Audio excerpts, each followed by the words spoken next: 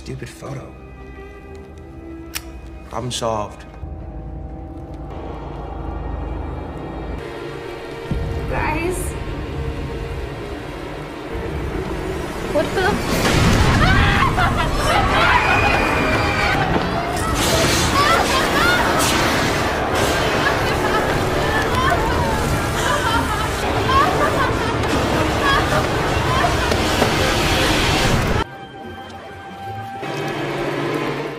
एक फोटोग्राफर के हाथ लगता है एक ऐसा पोलराइड कैमरा जो मौत को कैद कर लेता है। बर्ड एक यंग और एस्पायरिंग फोटोग्राफर जिसे मिलता है पुराने जमाने का एक पोलराइड कैमरा। उत्सुकतावश वो इससे लोगों की फोटोज लेना शुरू करती है, लेकिन जल्दी उसे पता चलता है कि ये कोई साधारण कैमरा नहीं है। हर तस्वीर जिसे वो कैमरे में खींचती है एक श्राप बन जाती है। तस्वीर में कैद इंसान की वास्तविक जीवन में भी एक रहस्यमय तरीके से मौत हो जाती है। बर्ड को पता चलता है कि कैमरे में एक ऐसी आत्मा है जो अपने शिकार की तस्वीर लेती है और उसके बाद उसे जान से मार देती है। क्या वो अपने दोस्तों और परिवार को इस कैमरे से बचा पाएगी या फिर खुद भी इस कैमरे का शिकार बन जाएगी? हर क्लिक के साथ मौत के गहराते रहस्य को डिकोड करेंगे इसी वीडियो में। So hello guys, welcome back to spooky nights.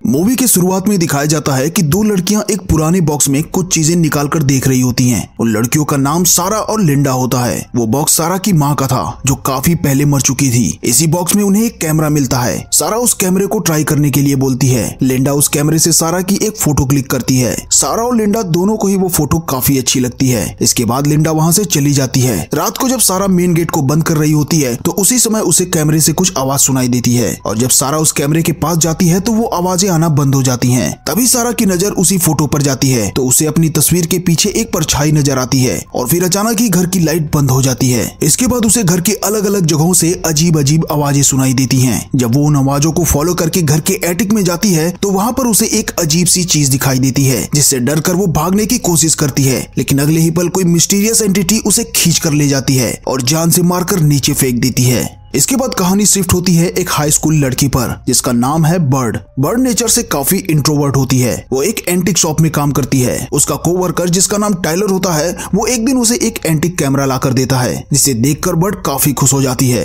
Bird उसे चेक करने के लिए टाइलर की एक फोटो क्लिक करती है जिससे उसे पता चलता है कि कैमरा अभी भी काफी अच्छी कंडीशन में है। उसके बाद वो उस कैमरे को लेकर वहाँ से चली जाती है, लेकिन उस कैमरे की केस और बाकी सारी चीजों को वहीं पर छोड़ देती है। वो घर जाकर उस कैमरे से अपने डॉग की एक फोटो क्लिक करने की कोशिश करती है, लेकिन शायद वो डॉग उस कैमरे की नेगेटिव वाइब को महसूस कर चुका था और इसी वजह से वो पीछे हटने लगता है। रात की वो टाइलर की फोटो में कुछ दाग या धब्बा जैसा नोटिस करती है और उसे साफ करने की कोशिश करती है। फिर उसे इग्नोर करके अपने कुछ फ्रेंड्स के साथ एक पार्टी में चली जाती है। इधर टाइलर उस एंटिक शॉप में प्रोजेक्टर लगाकर कुछ पिक्चर्स देख रहा होता है। सडनली एक पिक्चर में उसे कुछ शैडो दिखाई देती है और जब वो रिवाइंड करके उस पिक्चर को दोबारा देखता है तो वो शैडो गायब हो चुकी थी, लेकिन थोड़ी ही देर के बाद वो शैडो उसे कंटिन्यूअस दिखने लग जाती है। उसे लगता है कि पर्दे के पीछे कोई है और जब वो चेक करने जाता है तो वहाँ पर कोई भी नहीं होता। उसके बाद वो प्रोजेक्टर को चेक करने लगता है और तभी एक डरावनी आवाज के साथ वो पर्दा टाइलर पर अटैक कर देता है और उसे जान से मार देता है। इधर बर्ड पार्टी में अपने स्कूलमेट से मिलती है। उनमें से एक लड़का जिसका नाम कॉर्नर होता है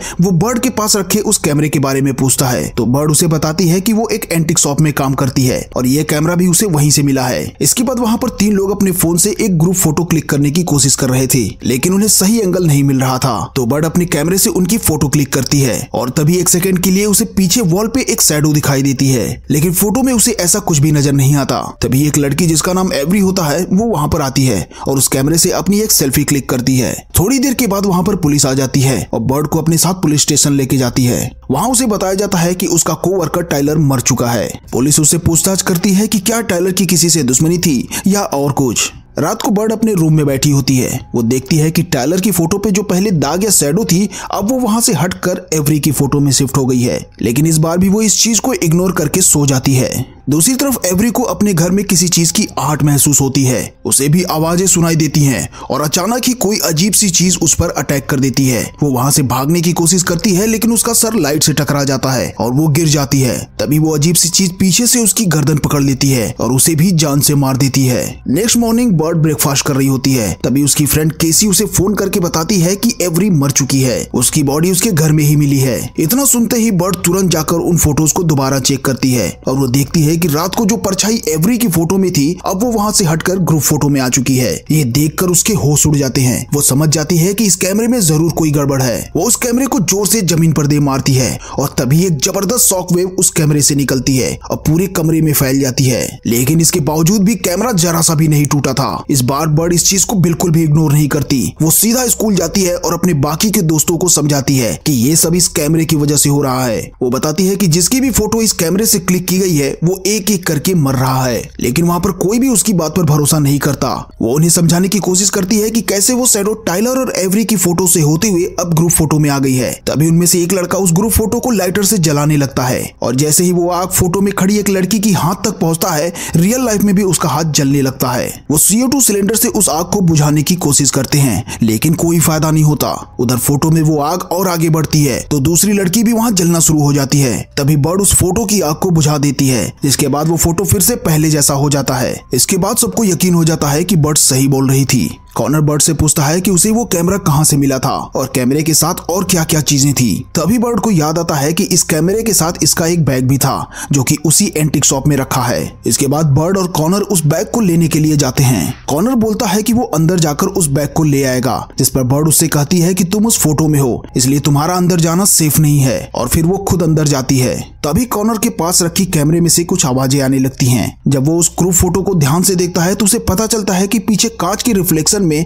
बर्ड भी उस फोटो में दिखाई दे रही है। इसका मतलब साफ था कि बर्ड भी सेफ नहीं है। अंदर शॉप में बर्ड को वो बैग मिल जाता है, लेकिन उसी वक्त उसकी टॉर्च की लाइट एक परछाई पर पड़ती है, जिससे वो परछाई एक्टिव हो जाती है और बर्ड पर अटैक करने की कोशिश करती है। बर्ड उस बैग को लेकर वहां से भागती है, लेकिन बाहर निकलते टाइम उसका स्कार्फ एक शाफ्ट में फंस जाता है। इतने में ही कॉनर वहां पर आकर उसे निकाल लेता है। बर्ड को समझ नहीं आ रहा था कि आखिर उस शैडो ने उस पर क्यों अटैक किया, तो कॉनर उसे समझाता है कि कांच की रिफ्लेक्शन में तुम भी उस फोटो में दिखाई दे रही हो। दूसरी तरफ जिस लड़की का हाथ जल गया था वो और उसका बॉयफ्रेंड हॉस्पिटल में होते हैं। वो लड़का नर्स को बुलाने जाता है, लेकिन रिसेप्शन पर उसे कोई भी नहीं मिलता। इधर बर्ड उस लड़की को फोन करके बताती है कि उस शैडो ने मुझ पर भी अटैक किया था, लेकिन मैं बच गई, बट अब वो चीज तुम्हारे पास आ सकती है, इसलिए तुम लोग संभल कर रहना। तभी वो वहां से जाने की कोशिश करती है और जैसे ही वो कर्टन को हटाती है वो चीज उस पर अटैक कर देती है। जब उसका बॉयफ्रेंड वापस आता है तो उसे जमीन पर खून की कुछ बूंदें दिखाई देती हैं, जिन्हें फॉलो करके जब वो आगे जाता है तो उसकी गर्लफ्रेंड की बॉडी लटकी हुई मिलती है। उसी वक्त बर्ड और कॉनर भी हॉस्पिटल पहुंच जाते हैं। वो लड़का गुस्से में बर्ड पर चिल्लाकर कहता है कि ये सब तुम्हारी वजह से हो रहा है। थोड़ी देर के बाद जब वो कैमरे के बैग को चेक करते हैं तो उन्हें एक होमिसाइड केस की स्लिप मिलती है, जिसके बाद बर्ड और कॉनर उस केस की डिटेल्स को जानने के लिए थोड़ी रिसर्च करते हैं। तब उन्हें पता चलता है कि 1974 में उन्हीं के स्कूल में एक फोटोग्राफर टीचर ने 3 बच्चों को टॉर्चर करके मार डाला था और उस टीचर का नाम था रोलैंड जोसेफ सेबल। उस कैमरे पर भी उसी के नाम के इनिशियल अल्फाबेट मौजूद थे, RJS। ये कैमरा उसी टीचर का था। उस टीचर को कस्टडी में लेने से पहले ही उसे गोली मार दी गई थी। उधर उस फोटो में टोटल 5 लोग थे, जिनमें से अब सिर्फ 4 लोग ही बचे थे। वो चारों एक साथ बैठकर डिस्कस कर रहे होते हैं। बर्ड उन्हें बताती है कि जब शॉप में उस चीज ने उस पर अटैक किया था तो उसने नोटिस किया कि हिट के पास आते ही वो अजीब सी शैडो ब्लर हो गई थी। वो बताती है कि एक फोटोग्राफ को डेवलप करते टाइम हीट और लाइट का ध्यान रखना पड़ता है, नहीं तो वो खराब हो जाती है। बर्ड इस चीज से फिगर आउट करती है कि वो शैडो भी एक फोटोग्राफ की तरह बिहेव कर रही है। वो सिर्फ अंधेरे में एक्टिव होती है, जस्ट लाइक अ फोटोग्राफ। तभी उनमें से एक लड़का गुस्से में उस कैमरे को उठा लेता है तो कॉनर उसे शांत करने की कोशिश करता है, लेकिन तभी गलती से उस लड़के की फोटो क्लिक हो जाती है। केसी नोटिस करती है कि वो शैडो ग्रुप फोटो से मूव होकर उस लड़के की फोटो में जा रही है। वो लड़का उस कैमरे को कॉनर की तरफ करके बोलता है कि मैं नेक्स्ट टारगेट नहीं बनना चाहता। तभी केसी उस लड़के की फोटोग्राफ में एक पेन से होल कर देती है, जिससे रियल लाइफ में भी उस लड़के के हाथ में होल हो जाता है, क्योंकि जो कुछ भी उस फोटो के साथ किया जाएगा रियल लाइफ में भी उनके साथ ठीक वैसा ही होगा। लेकिन जब वो उस पेन को वापस निकाल लेती है तो वो फोटो भी पहले जैसा हो जाता है। वो लड़का गुस्से में केसी पर चिल्लाता है। तभी एक पुलिस वाला उसे रोकने के लिए आगे आता है तो वो गुस्से में गलती से उस पुलिस वाले को ही थप्पड़ मार देता है, जिसकी वजह से उसे अरेस्ट कर लिया जाता है। बर्ड और कॉनर उस पुलिस ऑफिसर को समझाने की कोशिश करते हैं कि उनका फ्रेंड खतरे में है। वो दोनों पुलिस को उस कैमरे से रिलेटेड सारी बातें बताते हैं, लेकिन फिर भी वो उन दोनों पर यकीन नहीं करता। बर्ड उस टीचर वाले केस की रिपोर्ट भी उसे दिखाती है और कहती है कि हमें उसके घर जाकर पता करना चाहिए। इस बात पर वो ऑफिसर चिल्लाकर उन्हें उस घर से दूर रहने को बोलता है, नहीं तो वो उन्हें भी जेल में डाल देगा। केसी अपनी रिसर्च से उन्हें उस टीचर की वाइफ का एड्रेस बताती है। बर्ड और कॉनर उस रात उस एड्रेस पर जाते हैं, जहां उन्हें एक ओल्ड लेडी मिलती है। वो ओल्ड लेडी उस टीचर टीचर की वाइफ थी वो उन्हें अपनी डॉटर की स्टोरी बताती है। दरअसल वो कैमरा उन्होंने उसके बर्थडे पर उसे गिफ्ट किया था और वो उस कैमरे से काफी ज्यादा अटैच्ड हो गई थी। वो हर जगह उस कैमरे को साथ लेकर जाती थी जिसकी वजह से उसके क्लासमेट्स उसे बुली किया करते थे। वो आगे बताती है कि एक दिन उसके 4 क्लासमेट्स उसके घर आए और उसी के कैमरे से उसकी एम्बैरेसिंग फोटो क्लिक करके स्कूल में सर्कुलेट कर दी, जिसकी वजह से उनकी डॉटर ने सुसाइड कर लिया।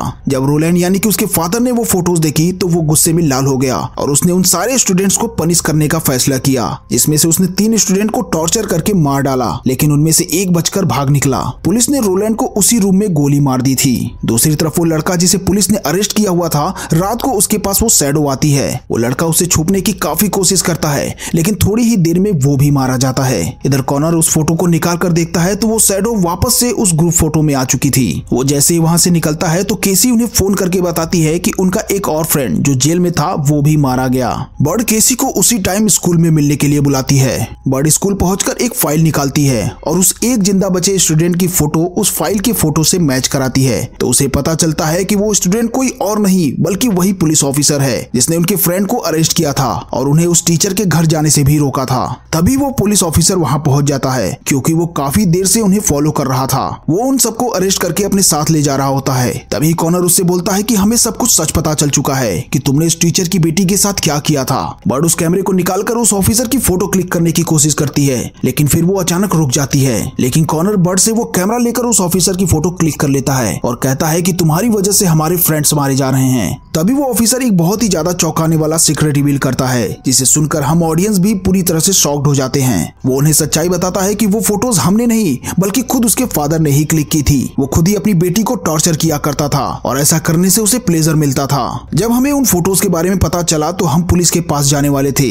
लेकिन उससे पहले ही वो टीचर एक एक करके हम चारों को मारने लगा। 3 तो मारे जा चुके थे लेकिन जैसे ही वो मुझे मारने की कोशिश कर रहा था तभी पुलिस ने उसे गोली मार दी। उसकी बेटी ने अपनी फादर की वजह से सुसाइड किया था, ना कि हमारी वजह से। उस टीचर की वाइफ ने तुम्हें जो कुछ भी बताया वो सब झूठ है। तभी अचानक वो शैडो वहां पर आ जाती है और इस बार वो सिर्फ एक शैडो नहीं बल्कि एक बहुत ही वियर्ड क्रीचर की तरह दिख रहा था। वो उस ऑफिसर की फोटो को उठाता है और उसे बीच में से फाड़ देता है और रियल लाइफ में भी ऑफिसर के 2 टुकड़े हो जाते हैं। इसके बाद वो तीनों अलग अलग डायरेक्शन में भागने लगते हैं लेकिन वो क्रीचर उन्हें हर जगह से घेर लेता है। वो जैसे ही उनकी क्लोज आता है बर्ड और केसी एक बाथरूम में जाकर हॉट वाटर के टैप को ओपन कर देते हैं क्योंकि बर्ड जानती थी कि हीट एक फोटोग्राफ की तरह उस क्रीचर को भी डैमेज कर सकती है और ठीक ऐसा ही होता है। वो क्रीचर गर्म पानी की शार को क्रॉस नहीं कर पाता।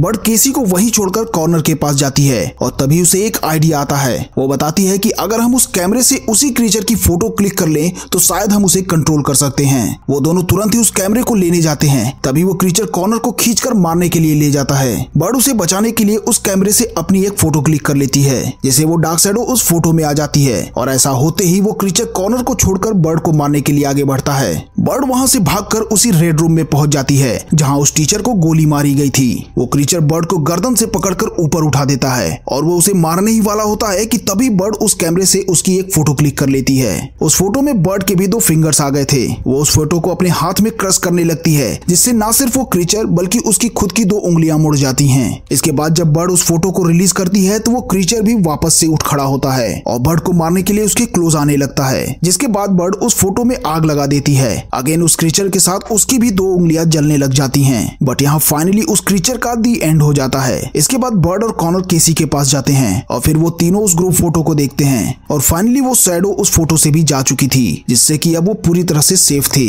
घर जाने से पहले बर्ड उस कैमरे को पानी में फेंक देती है और दोस्तों यहीं पर इस मूवी का दी एंड हो जाता है। तो दोस्तों ये थी पोलोराइड मूवी की पूरी कहानी। आई होप कि आपको ये कहानी पसंद आई होगी और अगर ऐसा है तो प्लीज वीडियो को लाइक कर देना और चैनल को सब्सक्राइब कर देना।